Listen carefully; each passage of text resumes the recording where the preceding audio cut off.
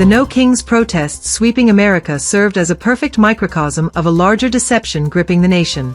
Billed as a movement against authoritarianism, their demands, mission, and goals reveal a singular truth. This was never about no kings. America has no kings. We defeated England in 1776 precisely to eradicate monarchy and establish a republic of the people. Yet the protesters, alongside the foreigners, undocumented individuals, and illegals they champion, operate under a blatant contradiction. They claim white people are kings, ruling oppressively over America, while simultaneously demanding no kings. Out of the corner of their mouths, or deep in their intentions, they reveal the real agenda. They want brown kings if Latino, black kings if African, to rule over white people and seize control of America.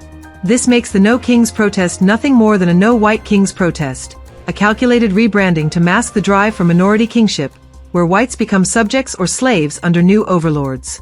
All their platitudes about democracy, equality, and justice are nonsense, mere lies to push the true mission, taking over America from within, stealing everything from white people, enriching themselves, and establishing rule over white America under the orchestration of financial kings, the globalist corporate investment companies pulling the strings. Examine the demands and mission of No Kings, and the anti-white core emerges crystal clear. Organizers call for ending deportations, granting amnesty to all undocumented individuals, expanding sanctuary policies, and funneling billions in social services to immigrants and illegals. Their goals include open borders, voting rights for non-citizens, and cultural overhaul to prioritize minority narratives over American heritage. Nationwide, these translated to mutual aid tables stocked for deportation-impacted families, booths signing up supporters for migrant charities, and speakers demanding white America yield jobs, housing, and political power. The mission statement across platforms speaks of people power over kings, but the subtext screams anti-white America. Dismantle white majority institutions, redistribute white wealth, and elevate brown and black leadership. It's anti-America at its root, attacking the republic white Americans built, cloaked as progress. Across the country, white protesters cheered Latino speakers declare we're here to stay, oblivious that this means displacing white Americans from their own communities, all bankrolled by globalist corporate investment firms profiting from the chaos. Here in America, the illegals, mostly Latinos and Hispanics from South America, alongside Africans and others, aren't here to contribute, fit in, or become American. They want to take what white people have built: jobs, homes, schools, and governance. They aim to become brown kings or black kings of this land, ruling over white subjects who once held sovereignty. The stupid white people nationwide, just like fools everywhere, participate in their own erasure through these No Kings protests. If they looked beyond surface platitudes, they'd see invasion tactics orchestrated by Latinos, Africans, and other minorities, colluding with communist organizations in America.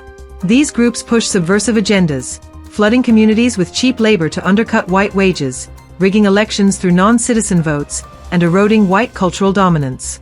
White attendees waved signs welcoming this takeover, applauding speakers who openly stated intentions to build our communities on white foundations. The white fools clapped, blind to the reality that their grandchildren face subjugation under brown and black kings, with globalist financial elites reaping billions from the labor arbitrage. This No White Kings agenda thrives through globalist collaboration, far beyond local protests. Financial kings, intertwined corporate investment firms like BlackRock, Vanguard, and State Street, hold the true scepter, orchestrating events like No Kings to advance total domination. They fund the signage, buses, media amplification, and non-profit fronts, selling it as No Trump or No Authoritarianism to lure stupid white people. The real goals are globalist: dissolve borders, consolidate power under minority-led regimes, and enrich financial kings through endless cheap immigrant labor streams. Communist tactics, organizing street theater, emotional manipulation, charity scams, blend seamlessly with minority invasion strategies. Latinos coordinate with these networks, using No Kings as cover to embed deeper, claiming jobs white Americans need, accessing welfare white taxpayers fund, and voting to flip national control. Africans and Muslims follow suit, demanding accommodations that strain white communities nationwide. The white participants buy the lie, thinking they're fighting Trump while enabling their replacement, fattening corporate portfolios with every amnesty dollar. The deception lies in the platitudes masking takeover. No Kings chants democracy for all, but delivers brown kings and black kings ruling white slaves. Demands for immigrant rights means stealing white jobs, entry-level positions vanishing as Latinos flood factories and construction sites coast to coast. Calls for sanctuary cities protect undocumented kings in waiting, shielding them from accountability while white taxpayers foot over $450 billion nationwide. Goals of cultural unity, erase white heritage, replacing American pioneer history with minority narratives in schools and public spaces from coast to coast. Mission statements decry white supremacy, code for no white kings, positioning Latinos and Africans as rightful rulers.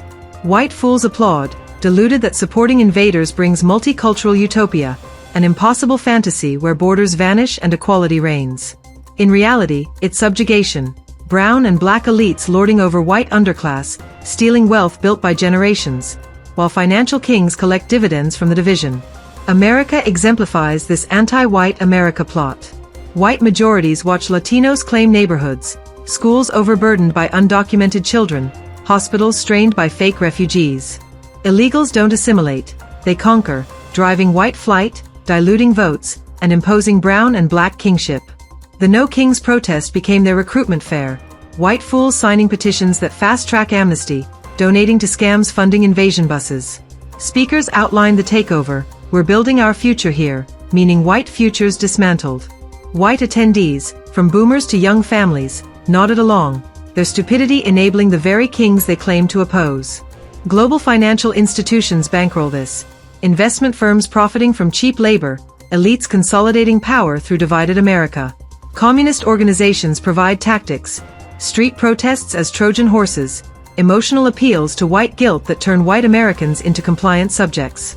The white fool's participation reveals total gullibility. They think protesting Trump fights oppression, ignoring his flaws pale against this existential threat.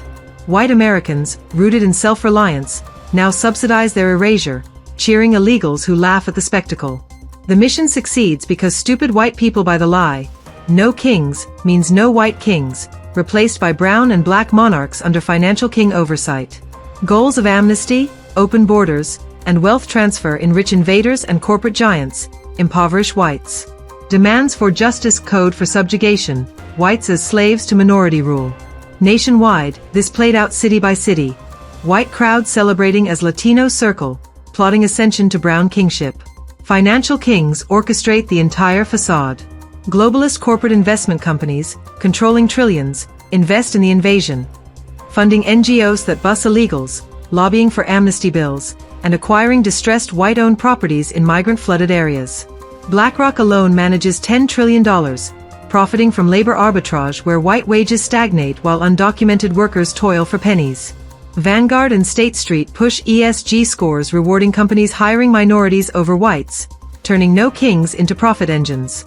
These financial kings don't care about brown or black kings, they use them as proxies to dismantle white sovereignty, creating borderless markets for maximum extraction.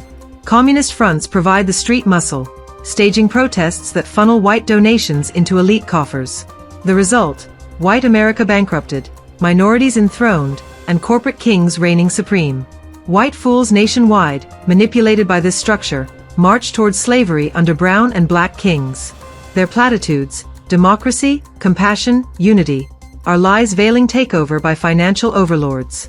As global networks tighten grip, white Americans must reject the deception, dismantle the protests, and reclaim sovereignty before brown and black kings crown themselves atop white ruins, with corporate kings counting the spoils. The mission is clear: expose the no white kings agenda, end the self-erasure, and restore white America from financial enslavement.